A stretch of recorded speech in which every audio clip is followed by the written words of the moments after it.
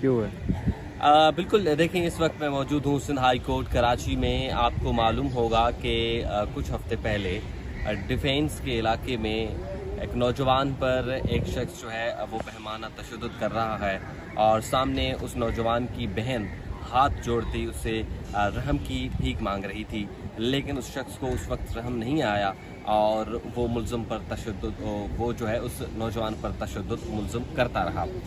بسم اللہ الرحمن الرحیم۔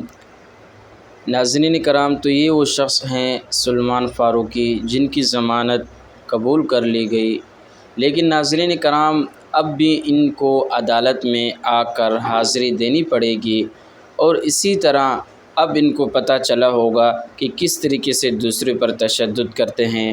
آج خود ذلیل و خوار ہو رہا ہے۔ بس اللہ سے دعا ہے اللہ رب العزت ذلت سے ہمیں بچائے۔